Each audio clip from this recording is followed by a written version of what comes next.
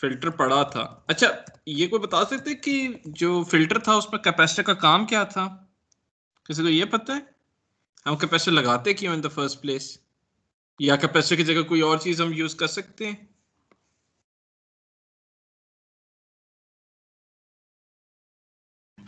Sir load पे uni directional current को बरकरार रखने के लिए शायद। बरकरार से थोड़ा सा तुमने आधा चीज सही बोली है। बरकरार से मुराद क्या मतलब? यानी सर जब वो नेगेटिव भी हो जाए तब भी एक डीसी करंट ही जाए उसकी तरफ, लोड की तरफ। अच्छा, अगर मैं एक चीज ये बताऊं कि मेरे पास ये वीपी की बल्कि मैं थोड़ा सा एक शेडी सी लाइन बनाते हैं, एक ये लाइन बनाते हैं,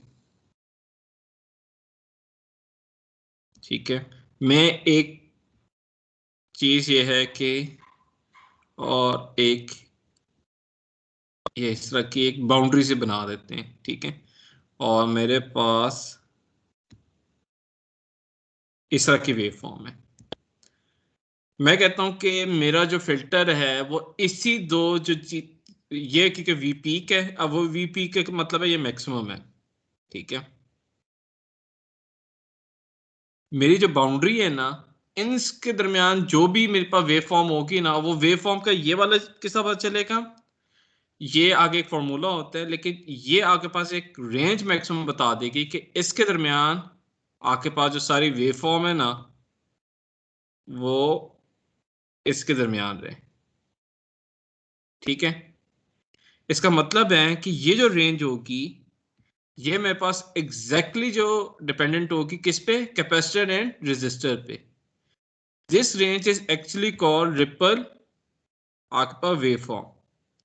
इसकी वजह से आपके पास एक रिपल वेव फॉर्म आती है, और ये रिपल वेव फॉर्म आगे इजी हो जाएगी रेगुलेट करना। अब आपके पास एक ये वेव फॉर्म आ रही थी, नेगेटिव भी है पॉजिटिव भी है, और एक आपके पास ये वेव फॉर्म आ जाती है। So from zero to V peak आपने इस तरह की एक ripple peak to peak ripple voltage बनाती है। यानी ये जो रेंज होगी ना, दिस रेंज,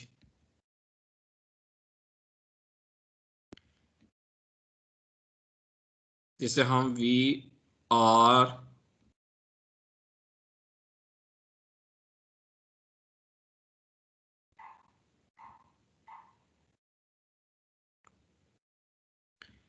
ये पीक टू पीक जो रिपल वोल्टेज होगी, ये आपकी एक्चुअली आउटपुट में जाएगी टुवर्ड्स रेगुलेटर। और ये वीआरपीपी, अब इस बिना पे जो वीआरपीपी है ना, कि कितना हमने रेंज डिसाइड करना है या क्या है, वो डिपेंडेंट होती है किस पे? वीडीसी पे। वीडीसी से मुराद जो आपकी फाइनल आउटपुट होगी, जिस तरह वी पीक, फिर नीचे ये एक आपके पास एक पॉइंट होगा जो वीआरपीपी का नेगेटिव वाला होगा।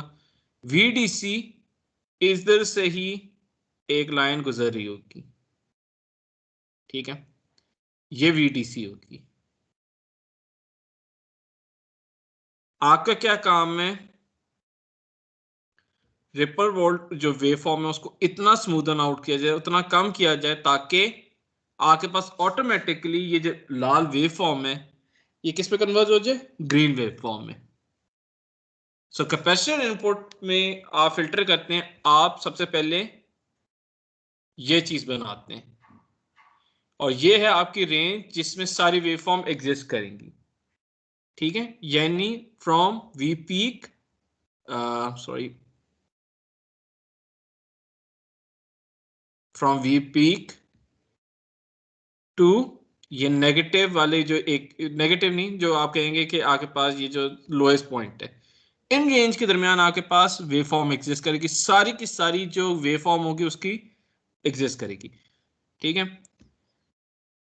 वी पीक और वीडीसी लाजमी नहीं कि वीडीसी इनके बराबर वो उसके इक्वल हो सकता है वीडीसी थोड़ी सी नीचे हो या इससे ऊपर हो, लेकिन वीडीसी का मकसद सिर्फ ये है कि इन दोनों के दरमियान लाई करना चाहिए, ठीक है। तो इस पे कुछ आपके पास वैल्यूज होती हैं, जो आपने याद रखनी है, जिसके बाद जब आप मॉडल करने जाओगे तो उसमें आपके पास करेगी सबसे पहले। ठीक है, सबसे पहले आपके पास आता है वी रिपल। अगर ये आपने रेंज कितनी रखनी है, रेंज रखने के लिए अगर पीक टू पीक करेंगे,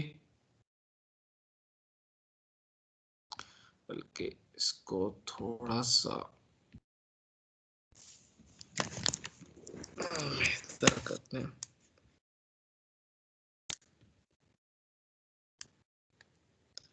वी पीक और वी पीक भी नॉट आपके पास जो इनपुट आ रही है बल्कि रेक्टिफाइड। तो अगर मैं आर लिख रहा हूं तो आर समझ लेना रेक्टिफिकेशन से मुराद है। ठीक है, सबसे पहले नीचे आर एल जो कि आपके पास लोड रेजिस्टेंस है, कैपेसिटर एंड फ्रीक्वेंसी, ये तो पक्की आएंगी चीजें। ठीक है, और बस मेरे ख्याल में यही है। ठीक है, ये आपके पास बताएंगे वीआरपीपी की वैल्यू। ठीक है, अब मेरे पास एफ, ये फ्रीक्वेंसी, ये हमेशा क्वेश्चन में गिवन होगा। 60 हर्ट्ज है, 120 हर्ट्ज है, डिपेंडेंट है कि मैं फ्रीक्वेंसी कितनी रखता हूं। आर एल सी, यानी जिसे हम कहते हैं आरसी सर्किट, ये चीज रीडिजाइनिंग आप लोगों ने करनी होगी कि मैं कितनी peak to peak ripple voltage बनाऊंगा तो मेरे पास आरएलसी चेंज करना पड़ेगा। अगर मैं वी जो, क्योंकि ये भी रेक्टिफाइड आपके पास फिक्स वैल्यू होगी, फ्रीक्वेंसी भी फिक्स वैल्यू होगी। इन दोनों की मदद से, आरएलसी सर्किट की मदद से आप पूरा का पूरा अपना फिल्टर डिजाइन करते हैं। तो ये जो दो वैल्यूज होंगी ना आरएलसी, जब हम डिजाइन क्वेश्चन करेंगे तो हम आरएलसी पे सबसे ज्यादा फोकस करेंगे। ठीक है, तो capacitor and resistance actually design your VRPP जो वोल्टेज होती है, और उसकी मदद से आप वीडीसी भी निकाल सकते हैं। इधर ये मुझे बताओ वीडीसी मेरे पास वीआर, ये जो रिपल है ये 35 है। ठीक है, यानी वीआरपीबी 35 का मतलब है यहां से 35 से स्टार्ट होगा और नॉट 35, ये पूरा 35 होगा, ये वाला पोर्शन ये पूरा 35 होगा। और मेरे पास वी पीक जो रेक्टिफाइड है वो 50 है। ठीक है, ये मेरे पास 15 है, ये 50 से स्टार्ट हुआ है, ये 35 वैल्यू है। नीचे वैल्यू कितनी आ जाएगी, 50 माइनस 35 करें जो कि बन जाती है अराउंड 50 माइनस 35 करें कितनी होगी, ये क्योंकि 0 से स्टार्ट हो रहा है ना, तो जो सबसे नीचे वाली वैल्यू होगी वो हो जाएगा 15 से, ताकि 15 प्लस 35 करेंगे तो 50 आ जाएगी। ठीक है, यानी 15 से लेके 50 तक जो भी वैल्यूज होंगी वेवफॉर्म की वो इसमें एग्जिस्ट करेंगी, और कैपेसिटर इनपुट फिल्टर उसको मैनेज करेगा। वीडीसी कितनी होनी चाहिए, एग्जैक्ट वैल्यू नहीं, कोई गैस भी बता दें कितनी होनी चाहिए, या उसकी रेंज ही मुझे बता दो। वीडीसी कितने से कितने के दरमियान लाइक करनी चाहिए, उसकी रेंज बता दो। कितनी वोल्टेज होगी जिसको वो यानी कितनी रेंज में डिजायर्ड होनी चाहिए।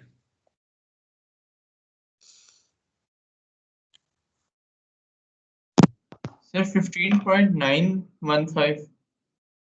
अच्छा, ये कैसा पता चल रहा है? सर 50 डिवाइड बाय पाई किया है ना।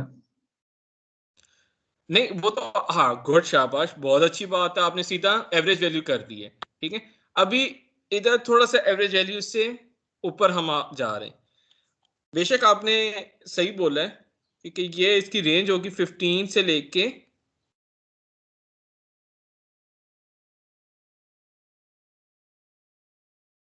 50 तक। क्यों?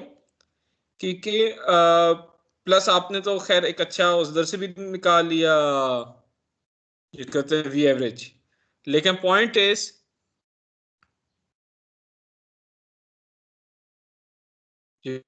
ये 50 या 15 वो जो भी इधर लाई करेगी VDC इन्हीं वेवफॉर्म में, इन्हीं इस जो रेंज है इसमें लाई करना चाहिए, चाहे 15.9 होता है, चाहे 40 होता है, चाहे 49 भी होता है, VDC इनके दरमियान ही लाई करेगा।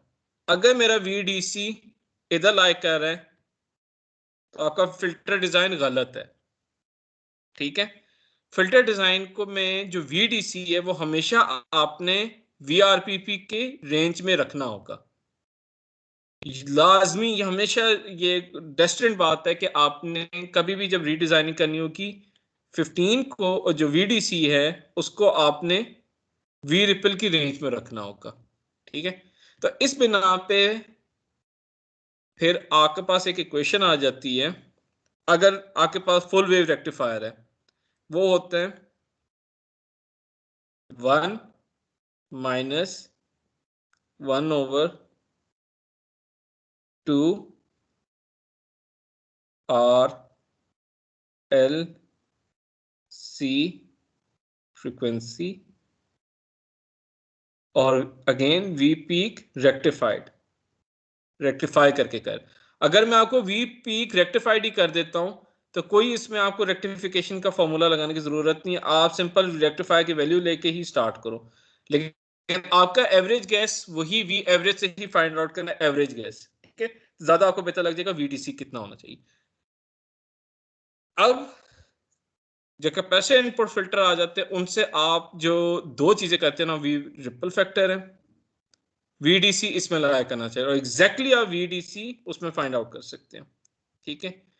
जो VDC और V रिपल फाइंड आउट कर सकते हैं उसके बाद फिर एक और आती है जो हम इंशाल्लाह एग्जांपल्स में करेंगे, वो V रिपल फैक्टर होता है। ये मैं आपको बाद में बताऊंगा रिपल फैक्टर क्या होता है, लेकिन दो चीजें सबसे ज्यादा इंपॉर्टेंट है, वो V रिपल एंड इसके थ्रू ही आप कैलकुलेशन के थ्रू ही आप डिजायर्ड VDC फाइंड आउट कर सकते हैं, ठीक है। और VDC हमेशा इस रेंज में लाई करनी चाहिए। 50 to 15 है, 49 आ गई है, आपका फिल्टर सही है, पास करने देगा। लेकिन अगर 51 है या आपके पास से 13 आ रहा है, आपका कैपेसिटर इनपुट फिल्टर गलत है, आपको दोबारा RL और C की वैल्यू चेंज करनी पड़ेगी ताकि आप, ये कैपेसिटर इनपुट फिल्टर का काम है, ठीक है। जिसमें कैपेसिटर जो करेगा वो ये करेगा कि आपकी जितनी जो रिपल वेवफॉर्म है उसको बनाएगा और रिपल वेवफॉर्म को कोशिश करेगा वो VDC के रेगुलेशन तक जाए, ठीक है। ये कैपेसिटर इनपुट फिल्टर का काम है। अब जब हम यहां तक आ जाते हैं तो हम फाइनल स्टेप पावर सप्लाई जाएंगे, जिसे हम कहते हैं वोल्टेज रेगुलेटर। कभी आप लोगों ने किसी अप्लायंस पर वोल्टेज रेगुलेटर देखा है या सुनो कि करता क्या रेगुलेटर?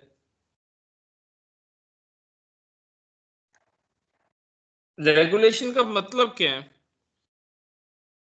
इंग्लिश में भी बता दो क्या रेगुलेशन में क्या मतलब होता है।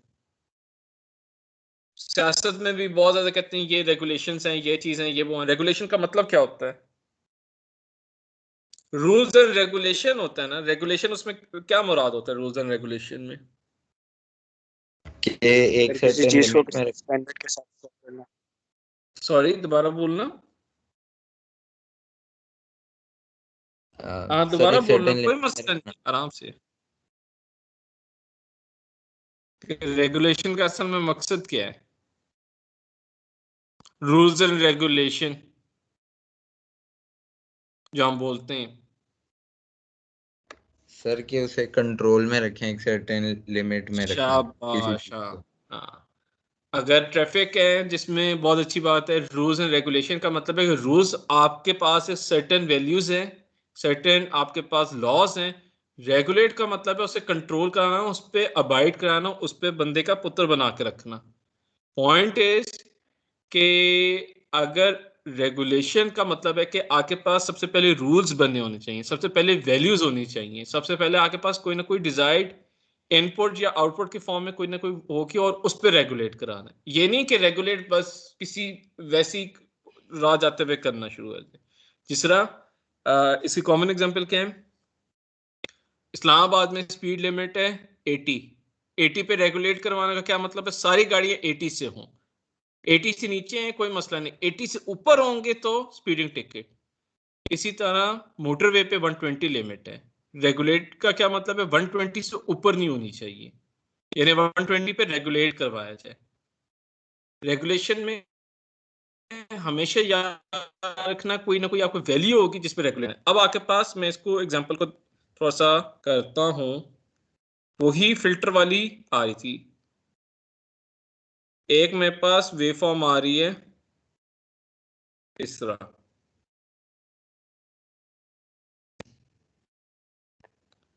ये लास्ट बननी है ना, ये थोड़ी सी ये पूरी डिलीट हो जानी है, इग्नोरिंग। ये जो रिपल वेवफॉर्म है ना, ये जो फ्लक्चुएट कर रही है, अभी the word I am using fluctuate का मतलब from that point two maximum point, ये कर रही है 45 से लेकर 50 तक। अभी ये बहुत छोटी वेवफॉर्म है। अच्छा ये मुझे बताओ 45 से 50 के दरमियान फ्लक्चुएट कर रही है, मेरे पास वीआरपीपी कितना होना चाहिए पीक टू पीक?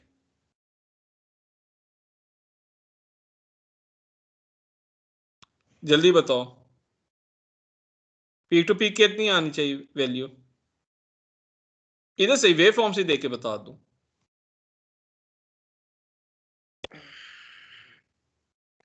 मिनिमम 45 है, मैक्सिमम 50 है, वीआर है पीक टू पीक।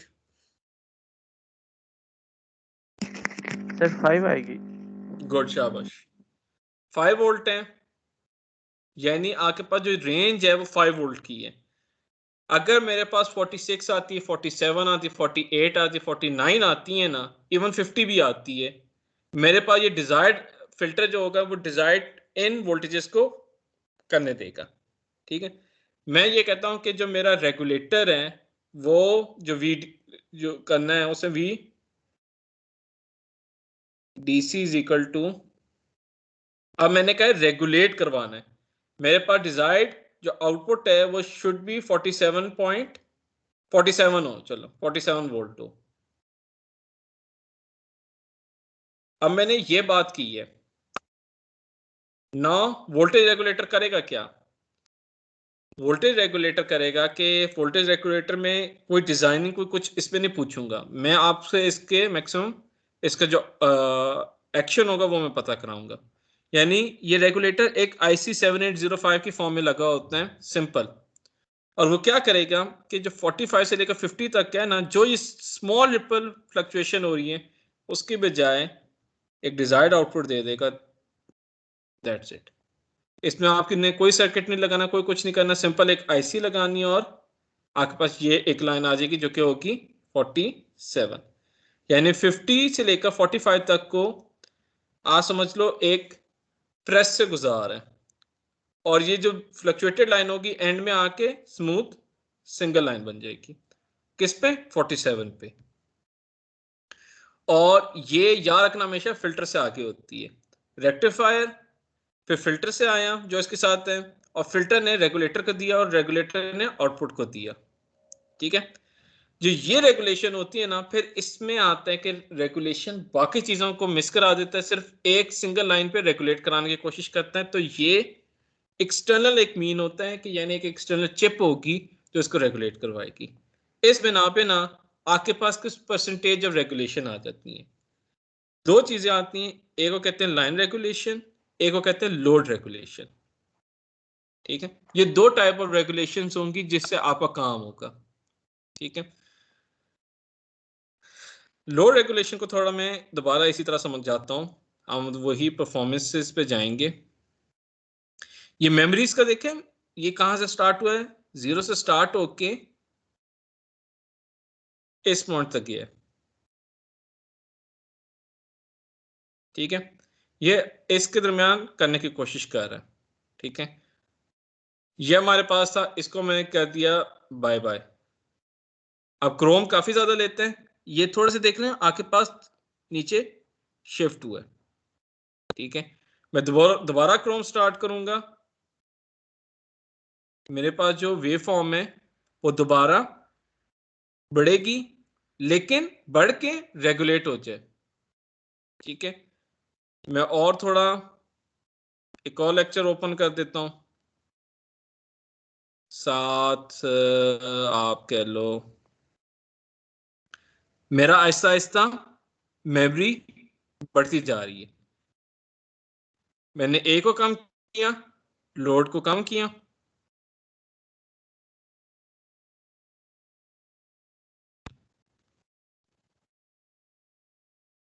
आहिस्ता से कम हो गया। मैंने दोबारा क्रोम बंद किया, ये सो नाउ इस पॉइंट पे मेरे पास दो चीजें आएंगी, आउटपुट एंड लोडिंग। ठीक है, दोनों के केस में आपके पास ये जिस तरह आया, आपने मकसद क्या है, सीपीयू में देखो आपके पास किस तरह आ रही चेंजेस वेवफॉर्म की। सीपीयू की के गीगाहर्ट्ज में फ्रीक्वेंसी में हर सेकंड में वेरिएंट आ रहा होता है। मेमोरी आपके पास स्मूदन आउट होनी चाहिए। स्मूदन आउट का मतलब हर चीज अपनी खास रेगुलेशन पे चल रही हो। ठीक है, सो अगर मैं इसको थोड़ा सा दोबारा टीम्स खोलूं, सॉरी टीम्स व्हाइट बोर्ड खोलूं,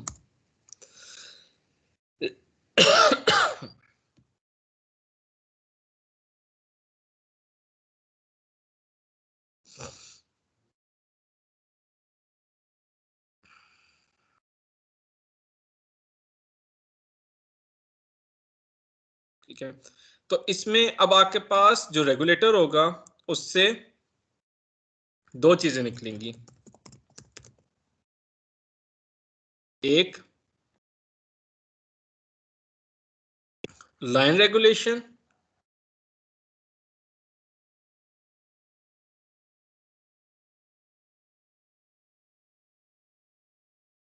एक आएगी लोड रेगुलेशन, और ये दोनों परसेंटेज की फॉर्म में होंगी। लोड में कोई आपको यूनिट्स या कोई आपको उसके इंटरनल कैपेसिटर या रेजिस्टेंस या उसकी कोई ट्रांजिस्टर वैल्यूज नहीं निकालनी होंगी। हमने सिंपल लाइन रेगुलेशन और लोड रेगुलेशन को ठीक कर लिया। लाइन रेगुलेशन का मतलब है सिंपल वी आउट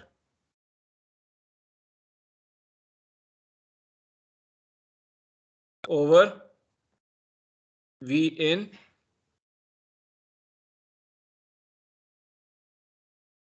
इंटू 100%, यानी लाइन में आपके पास कितनी लॉसेस हुए हैं रेगुलेशन उसको बता देगा। मतलब मेरे पास इनपुट आ रही थी 50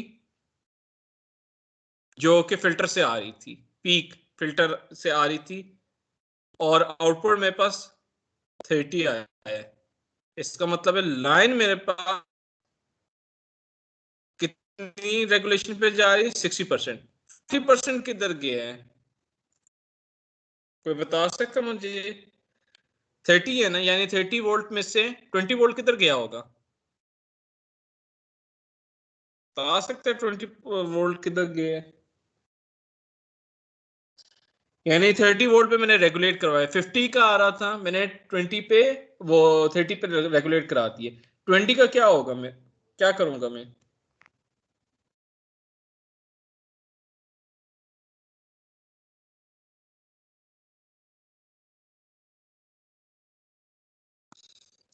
तो कई लगा दो बेशक,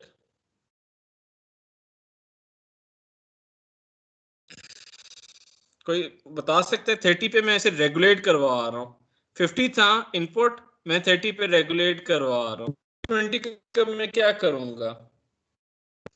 अच्छा, इसका भी जवाब इधर से ही देख लो। मेमोरी मेरे पास अवेलेबल 3.9 है, अभी यूज 3.8 हो रही है।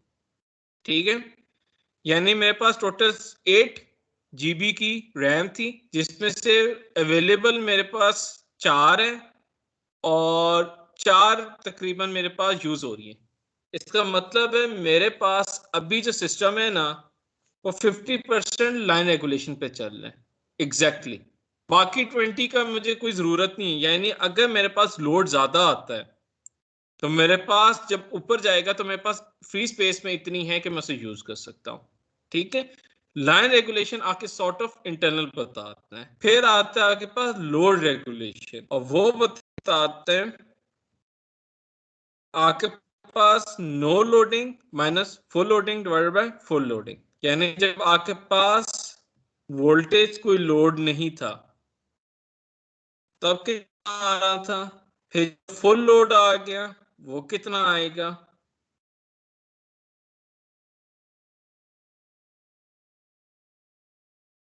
डिवाइडेड बाय फुल लोड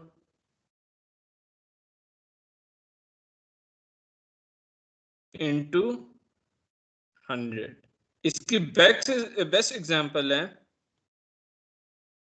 अभी आप लोग एसी ऑन करो और क्योंकि अभी टेम्परेचर मेरे ख्याल में एटमॉस्फेयर पे 26 से ज्यादा का नहीं होना, लेकिन उसे 18 पे चलाओगे, ठीक है। अभी एसी चलाओ, उसे चलाओ 28 पे, कोई फर्क आएगा उसकी? कोई कंप्रेसर चलेगा? विदाउट कंप्रेसर वो क्या इफेक्ट आएगा? कंप्रेसर नहीं चलेगा, कूलिंग स्टार्ट नहीं करेगा, एक खास टेम्परेचर तक उसे रेगुलेट कराने की कोशिश करेगा। फुल लोडिंग का मतलब है मैंने उसका टेम्परेचर ड्रॉप करा दिया 18 तक, अब वो मैक्सिमम वोल्टेज खींचेगा कंप्रेसर को चलाने के लिए। एक्स्ट्रा कूलिंग होगी, जब एक्स्ट्रा कूलिंग होगी आपकी पावर इनटेक ज्यादा बढ़ेगी, तो दो वोल्टेज बनेंगी, no loading and full loading. No loading का मतलब है जब आपका कंप्रेसर नहीं चल रहा, ये सिंपल एक केस के लिए मैं बता रहा हूं।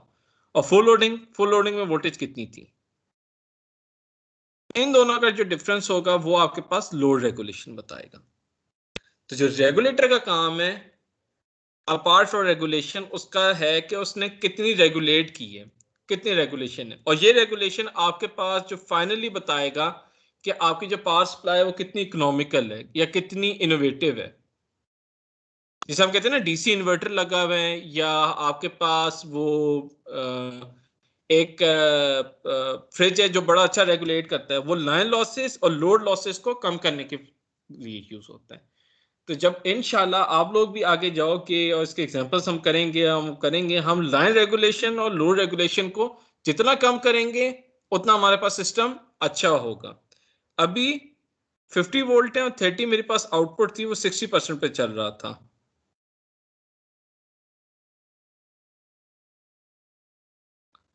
40% आप समझ लो वो यूज ही नहीं कर रहा।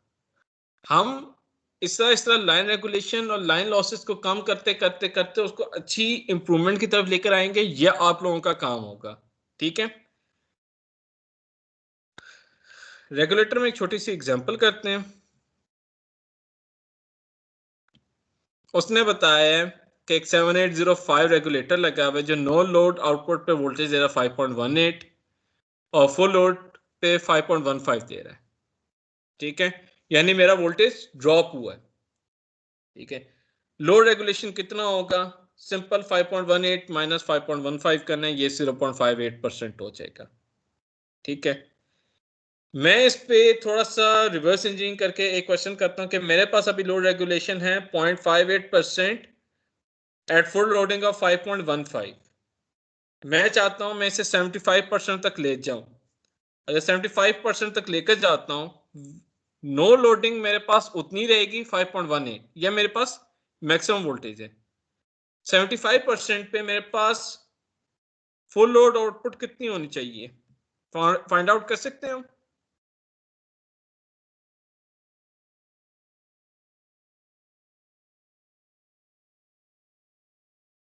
चलें आप जरा, आप लोगों के लिए मैं एक क्वेश्चन रखता हूं, ठीक है, और जरा आप मुझे करके बताएं कि मेरे पास जो लोड रेगुलेशन फाइनल है, जो डिजायर्ड है, वो मैंने क्या है मेरे पास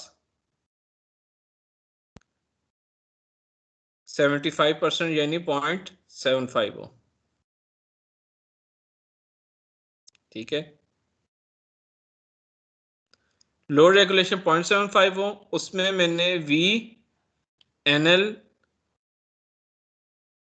ये रखा हुआ है 5.15 18 वोल्ट, पहले था जो फुल लोडिंग पे 5.15, ठीक है। अब मैंने 5.15 पे आपके पास कितना आ रहा था, 0.58%, ठीक है, इतना आ रहा था। मैं क्या, मैं 0. मैं कैलकुलेट करता हूँ कितना आना चाहिए।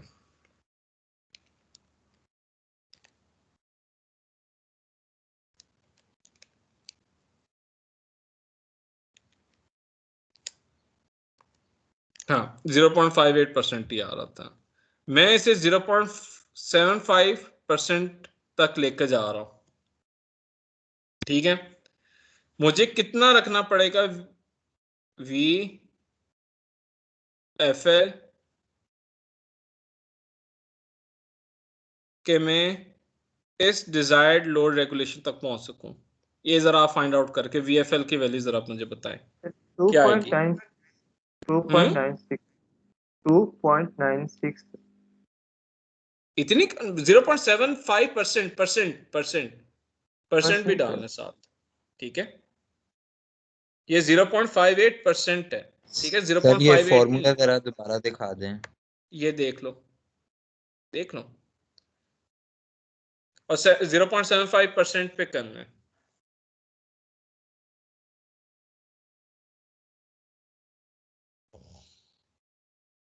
वन 1.3 आ रहा है शायद। 5.14 5.14 1.3 देखो नहीं पॉसिबल हो सकता, क्योंकि मैंने देखो उल्टा हाँ लिख दिया था। 5.15 पे हो रहा है तो आपके पास 58 आ रहा है, ठीक है। तो ये तकरीबन 5 पॉइंट में ही कुछ होनी, 1 में ही कुछ होनी चाहिए, ठीक है। फुल लोडिंग कितना आ रहा है? सर 5.141439.206 ठीक है, 5.14। सो अब आपको समझ आ रही है कि अगर हमने खास लाइन लोड रेगुलेशन पे चलाना है, खास लाइन रेगुलेशन पे चलाना है, तो रेगुलेटर्स के काम आने शुरू हो जाएंगे। इनपुट आउटपुट आप उस हिसाब से चेंज कर सकते हैं। रेगुलेटर का अब आपके पास जो, अब अगर मैं दोबारा इस पे जाऊं, सर ये हर रेगुलेशन चीज जो स्टेप, पूछो। सर ये रेगुलेशन हम 75% या 60% पे क्यों नहीं लेते? ये सारी हमारी 1% से नीचे क्यों आ रही है? देखो ज्यादा डिजायर यही होती है कि आपकी जो सारी वैल्यूज हो ना, ये कम से कम परसेंटेज में आ रही हो। इसका मतलब है कि बाकी चीजें लॉस में जा रही होंगी। लेकिन जब आप एसी वगैरह या ये जो फ्रिज होती है जिनके कंप्रेसर ज्यादा वोल्टेज खींचते हैं, उनके बारी तो बहुत ज्यादा लोड रेगुलेशन आती हैं, ठीक है। जितनी लोड रेगुलेशन कम होगी यानी परसेंटेज में,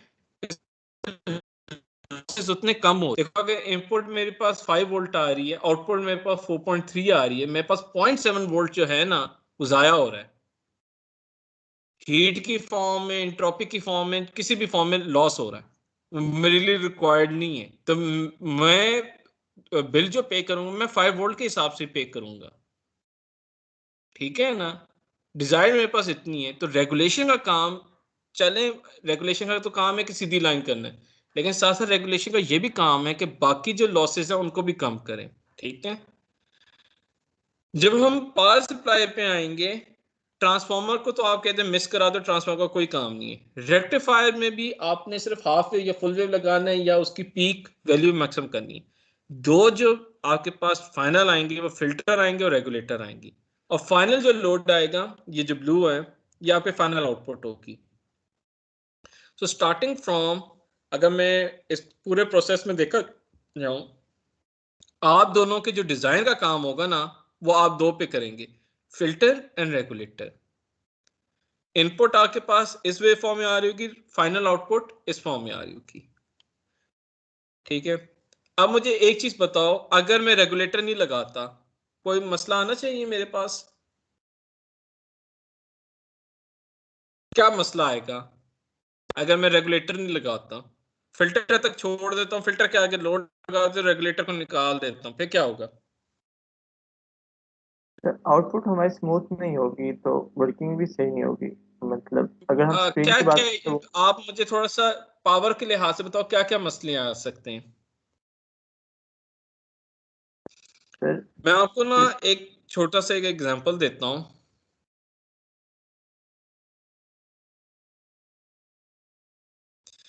अभी मेरे पास ये इसी, आप इसको देखो, ठीक है, मेमोरी को, ये इधर से स्टार्ट हुई, ये इस तरह की कोई ना कोई वैल्यू आ रही थी। इमेजिन आप स्प्लिट यूनिट को देख रहे हैं, स्प्लिट यूनिट अभी जब तक कंप्रेसर नहीं चला था इस तरह चल रहा था, एकदम से उसने वोल्टेज ज्यादा खींची है, तो अब उसके पास इस तरह के आने शुरू हो जाएंगे। क्यों? क्योंकि उसने मैक्सिमम कंप्रेसर चलना है और मिनिमम उसकी इस पे वो हुई हुई थी। अब आपके पास वेरिएशन इतनी आनी शुरू हो जाएगी, क्योंकि जब वोल्टेज वो ज्यादा ड्रॉ करेगा वो ऊपर जाएगा और ऊपर जाके फिर उसे करने की कोशिश करेगा। रेगुलेटर का काम है कि इवन अगर आपके पास पीक आए, वो अगर यूं चल रहा है ना, बेशक पीक आइए, वो दोबारा उस पर कर देता है और जैसी लोड खत्म हो जाता है वो दोबारा इस पे आ जाएगा। उसका सिर्फ काम है वेरिएशंस को स्मूदन आउट करना। तो फिल्टर के साथ याद रखो, आपने रेगुलेटर लाजमी लगाना है ताकि आपके पास हर चीज स्मूदन आउट हो जाए और लॉसेस खत्म होनी शुरू हो जाए, ठीक है। और इनकी जो पोजीशनिंग भी होगी वो इसी तरह होगी, सबसे पहले ट्रांसफार्मर आएगा, फिर रेक्टिफायर आएगा, फिर रेक्टिफायर के साथ फिल्टर आएगा एंड में रेगुलेटर। आप पहले रेगुलेटर नहीं लगा सकते फिल्टर से पहले, और रेक्टिफायर फिल्टर के बाद नहीं लगा सकते, ठीक है। तो इनका ऑर्डर भी इसी ऑर्डर के हिसाब से चलेगा। ये आप समझ ले चैप्टर 2 का हमने 70% आज आप लोगों ने सारा किया है। सारा का सारा 70% जो चैप्टर 2 है वो इस पर डिपेंडेंट है, ठीक है, ये जो हमने पावर सप्लाई की है। फाइनली जिस पे आज हम टॉपिक खत्म करेंगे वो हैं क्लिपर्स। क्लिपर याद रखो कि क्लिपर 60s में इंट्रोड्यूस हुए हुए थे और इस पे हम इतना ज्यादा फोकस इसलिए नहीं करेंगे क्योंकि ये बहुत ज्यादा टेक्नोलॉजी आउटडेट होगी। लेकिन जब रेगुलेटर वगैरह ये वो नहीं थे तब क्लिपर यूज होते थे, और क्लिपर का यही होता था कि वो, उसका काम ही होता था कि एम्पलीट्यूड नॉइस को रिमूव करना और न्यू वेवफॉर्म फैब्रिकेट करना, दैट्स इट। और डायोड्स की मदद से ही वो हम ये सारा कुछ करते थे। और उसमें पॉजिटिव क्लिपर्स आते थे, नेगेटिव क्लिपर्स आते थे, और बोथ पीक्स क्लिपिंग भी होती थी। क्लिपिंग किस तरह होती थी, वो क्या होती थी, बस उसी पे हम आज खत्म करेंगे। अभी ये क्वेश्चन मैं आपसे आगे पूछूंगा, what will be the waveform, positive या उसमें, ठीक है। अभी मैं क्लिपिंग का या डायोड, इसे हम डायोड लिमिटर्स भी कहते हैं, क्लिपर भी कहते हैं, एक ही नाम होगा, ठीक है। इसको थोड़ा हम समझते हैं कि होता क्या है और ये क्लिपर करेगा क्या। पॉजिटिव कौन सी होगी, नेगेटिव कौन सी होगी, ठीक है। एक मेरे पास ये एक बना लेते हैं, बल्कि बना ही लेते हैं ताकि इजी हो जाए।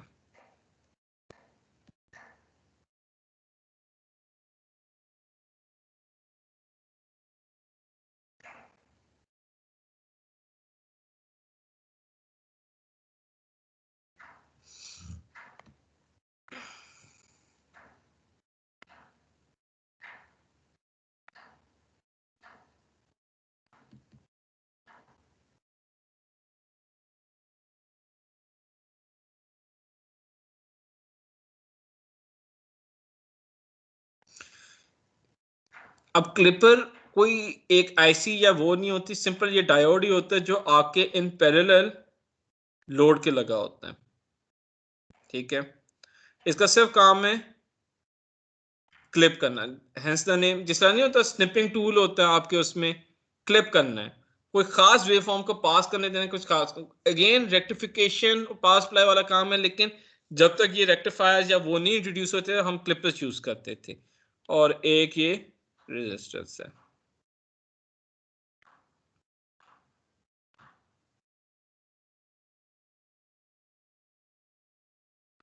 अच्छा, अभी एक नॉर्मल केस है जिसपे मेरे पास, और यही मेरे पास एक एसी वोल्टेज आ रही है, सॉरी, वोल्टेज को हम थोड़ा इधर बना लेते हैं, ठीक है। ये एसी वोल्टेज आ रही है, पॉजिटिव एंड नेगेटिव, ठीक है। जब पॉजिटिव वेव आ रही है, ये जो आपके पास ये है और ये वाली आगे जो पॉजिटिव है जो 0 से अबव है, इस कर्व को देखते हैं। मेरे पास ठीक है, एक ये वेव फॉर्म आएगी, एक ये आएगी, ठीक है। अब मेरे पास ये मुझे बताओ, जब पॉजिटिव वेव फॉर्म आएगी मेरे पास ये डायोड क्या एक्ट करेगा, क्लोज स्विच या ओपन स्विच?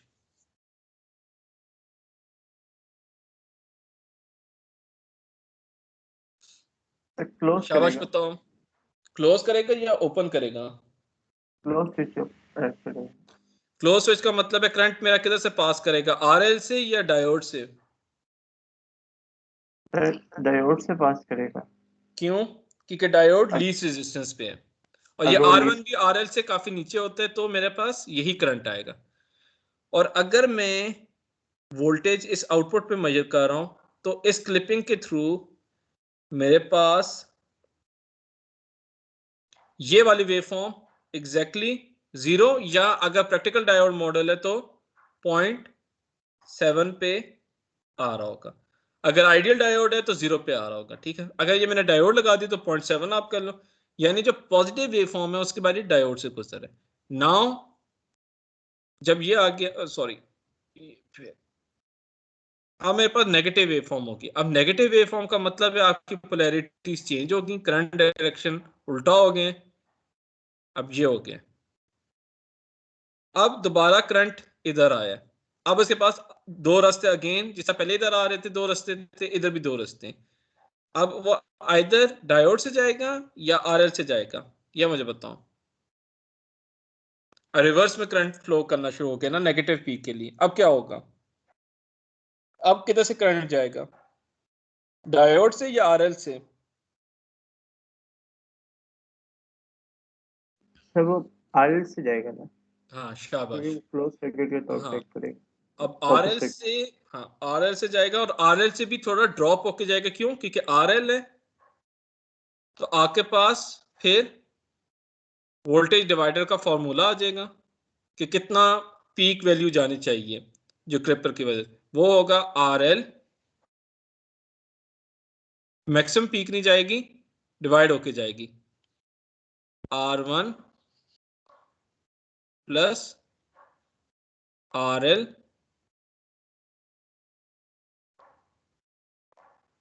और कितनी, जितनी इस जो आपके पास एसी आ रही थी, एसी वोल्टेज की पीक थी उसकी वी पीक तक, ठीक है। तो जो वी आउट होगा वो इसके इक्वल होगा। यानी इसका मतलब है कि जो नेगेटिव वेव फॉर्म आ रही होंगी उसको जाने दे रहे हैं और पॉजिटिव को लिमिट कर रहे हैं। और इसी तरह इसे कहते हैं लिमिटिंग द पॉजिटिव ऑल्टरनेशन, यानी नेगेटिव वेव फॉर्म को जाने दे रहे हैं, hence the name negative positive clipping. Positive clipping का मतलब द वर्ड क्लिप, पॉजिटिव वाली जितनी वैल्यूज होंगी उनको क्लिप कर देगा, उनको खत्म कर देगा। और इसी तरह अगर नेगेटिव क्लिपिंग का मतलब है मैंने सिर्फ डायोड की डायरेक्शन उल्टी कर दी है, यानी पॉजिटिव वेवफॉर्म को जाने देगा, नेगेटिव को 0 कर देगा। ये वाली वेवफॉर्म क्या बता रही है, इस तरह की वेवफॉर्म पहले कहीं पढ़ी हुई है आपने? इस तरह की वेवफॉर्म, इस तरह की वेवफॉर्म अगर आनी शुरू हो जाए मेरे पास, जिसे हम नेगेटिव क्लिपिंग कहते हैं,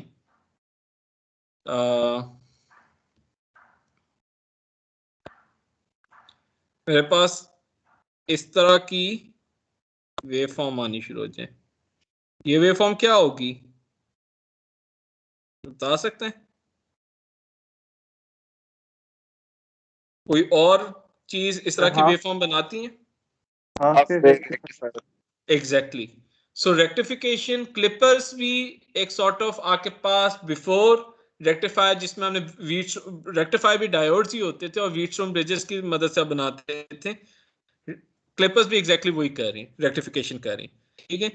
वी आउट इसमें सिंपल जो चेंज होगा कि कितना वी आउट होना चाहिए वो डिपेंडेंट होता है कि आपने R1 कितना रखा हुआ है। फॉर एग्जांपल इसमें उसने 10K रखा हुआ है और 100K वो रखा हुआ है और ये रखा हुआ है, तो आपके पास फाइनल आउटपुट कितनी आनी चाहिए, 9.09 वोल्ट।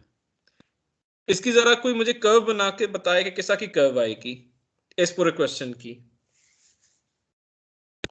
वी आउट तो आपके पास 9.09 आ गया, आपने किसका फाइंड आउट किया, R1 आपके पास गिवन था, RL किया, तो फ्रॉम आपके पास मैक्सिमम पीक -10 या +10 नहीं आएगी, उनमें से डिवाइड होके 9.09 पे हो जाएगी फ्रॉम वोल्टेज डिवाइडर। लेकिन इसकी कर्व क्या होगी अगर आइडियल डायोड मॉडल है, नॉट प्रैक्टिकल। आइडियल का क्या मतलब है, 0 होगा आपके पास, 9.7, ठीक है। तो जरा इसकी कर्व बता के बताएं कि क्या होनी चाहिए कर्व।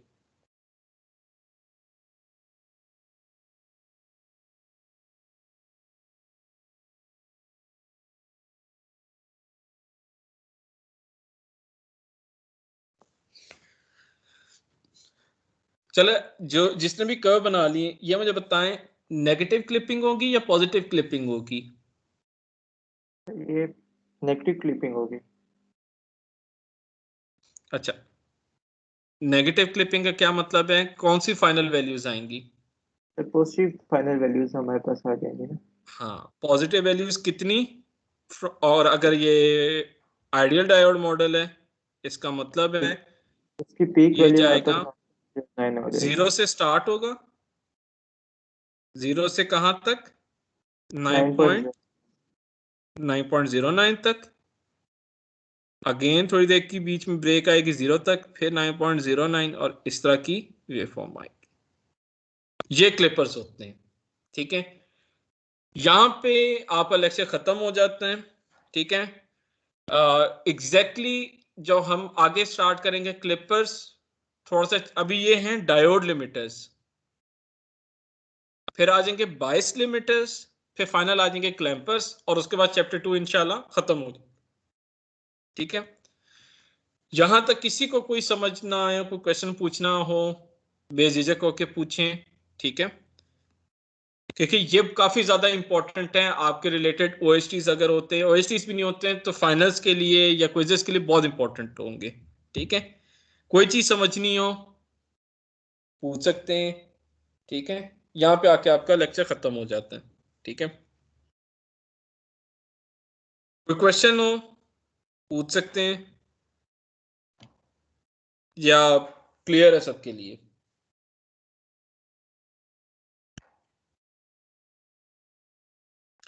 यार बिल्कुल शर्माओ मत, कोई क्वेश्चन है कोई रिलेटेड है, अगर नहीं मुश्किल है हम आगे जाके फिर इसकी जब एक्सरसाइज क्वेश्चंस करेंगे तो और ज़्यादा चीज़ें क्लियर हो जाएंगी। अभी हम सिर्फ थ्योरेटिकल एक बना रहे हैं, बेस बना रहे हैं कि ताकि जब हम एग्जांपल्स या एक्सरसाइज क्वेश्चंस पे जाएं तो क्या क्या चीज़ें होंगी, ठीक है।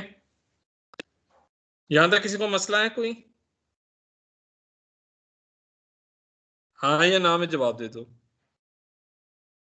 नहीं सर। चलें नो सर। थैंक यू जज़ाकल्लाह। तब तक फिर अपना फिर ख्याल रखें, कोरोना से बचते रहें। इंशाल्लाह फिर नेक्स्ट वीक